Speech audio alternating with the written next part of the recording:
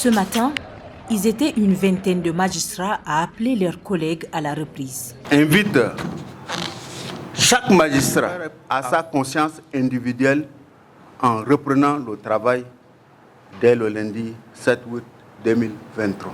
Dans la foulée, les deux bureaux des syndicats des magistrats se sont réunis en urgence. À l'ordre du jour, la réaction de leurs confrères qu'ils qualifient de manœuvres visant à casser la dynamique de la grève. 10 ou 12 magistrats, parmi tant d'autres qui se retrouvent, je dirais, c'est aux bons offices du ministre même de la Justice. Parce que la manière dont les choses se sont passées, mais si vous apprenez, en tout cas, vous allez rire. Alors donc, nous, on ne les connaît pas et je pense que de toute façon, c'est un non-événement et ça ne peut entamer en aucune façon notre mouvement de grève. Notre grève continue jusqu'à ce que des solutions plus idoines, plus adéquates et plus raisonnables soient trouvées. Les magistrats du Tchad observent depuis plusieurs semaines une grève sèche et illimitée. Objectif, réclamer du gouvernement plus d'indépendance et de meilleures conditions de travail. Malgré l'arrêté réquisitoire du ministre de la Justice, ces derniers campent sur leur position. Conséquence, les tribunaux sont fermés sur l'ensemble du territoire national aux grandes dames des justiciables. C'est au total 150 motocross qui ont été réceptionnés par le ministère de la Santé publique. Ces engins octroyés par l'UNICEF visent à renforcer les capacités de mobilité des équipes de santé travaillant dans 130 centres de santé sélectionnés parmi 41 districts sanitaires provinciaux. Ce don s'inscrit dans le cadre de la coopération entre l'UNICEF et le gouvernement de la République du Tchad et a pour objectif de permettre aux agents de santé de mener à bien les activités liées à la vaccination, notamment l'offre de services de vaccination en stratégie avancée pour atteindre tous les enfants jusqu'aux derniers dans les endroits les plus reculés du pays. Cette initiative contribuera à améliorer la couverture vaccinale et à réduire les disparités en matière de santé entre les régions urbaines et rurales. Et le gouvernement se réjouit de ce don. Très rapidement, dès la semaine prochaine, acheminer sur site afin de permettre aux responsables des différents centres de santé d'améliorer leurs performances en matière de vaccination à travers, bien évidemment, des stratégies avancées. Au Tchad, l'accès aux soins dans certaines localités du pays est très limité et dû à l'inaccessibilité des routes.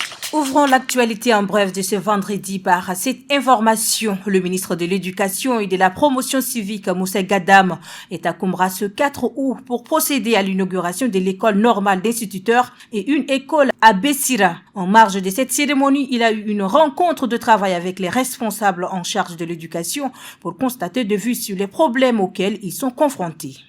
Le ministre des Affaires étrangères, l'ambassadeur Mama Saleh Nadif, a accordé une audience ce vendredi 4 août à une délégation égyptienne dirigée par l'ambassadeur Hamdi Loza, vice-ministre des Affaires étrangères de l'Égypte chargé des affaires africaines. Cette rencontre s'inscrit dans le cadre des préparatifs de la prochaine réunion des ministres des Affaires étrangères des pays voisins du Soudan qui aura lieu à N'Djamena. Pour clore cette actualité en bref, le ministre de l'Environnement, de la Pêche et du Développement durable, Mahamat Abdelkerim Anno, a présidé ce vendredi 4 août une rencontre avec les membres de la cellule permanente en charge de la préparation de la participation du Tchad à la COP 28. Était au centre de leur rencontre la préparation technique ainsi que les documents à soumettre à la délégation qui représentera le Tchad aux assises de la COP 28 et qui se tiendront à Dubaï.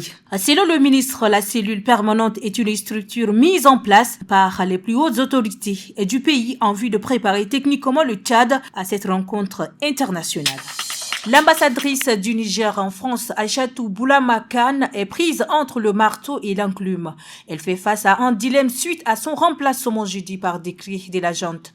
Mais contre toute attente, elle refuse de quitter ses fonctions en évoquant le soutien au président élu Mohamed Bazoum.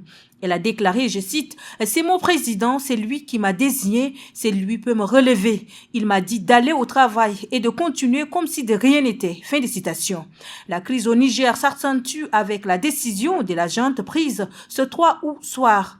Les putschistes mettent fin aux fonctions d'ambassadeur du Niger en France, aux États-Unis, au Nigeria et au Togo dans un communiqué lu à la télévision nationale par le colonel-major Amadou Abdourahmane. Il est mis fin aux fonctions des ambassadeurs extraordinaires et plénipotentiaires de la République du Niger auprès de la République française, du Nigeria auprès de la République togolaise et auprès des États-Unis, a déclaré le colonel-major Amadou Abdourahmane.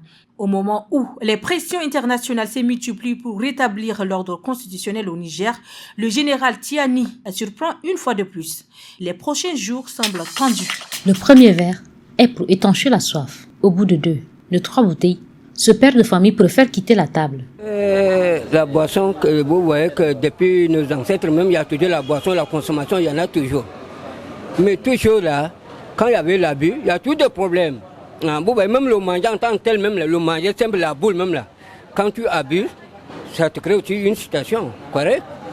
Oui. Moi je suis père de l'enfant, père de famille. Je prends seulement, je prends jusqu'à 10. Et eux qui sont à la maison, ils doivent manger quoi?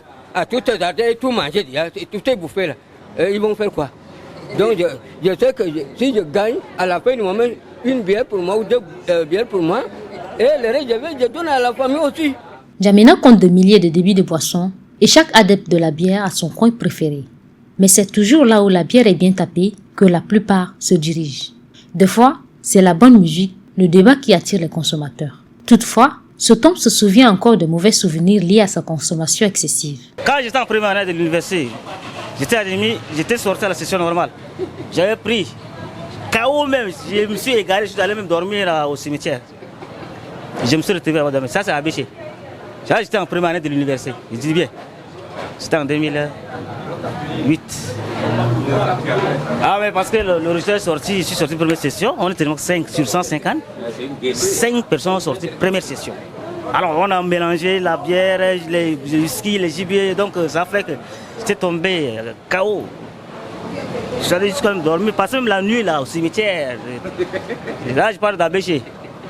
Et là je me suis réveillé, là, 1h, 2h, là, je ne sais pas là où, pourquoi là, j'étais rentré. Et c'est là que je dis que c'est ça qui est mauvais quoi. La bière reste l'une des premières attractions des Tchadiens. Beaucoup disent prendre pour noyer les soucis, pour le plaisir pour les uns et par civisme pour les autres. Comme ils le disent, le corps a besoin d'alcool. Néanmoins, les médecins conseillent de consommer avec modération.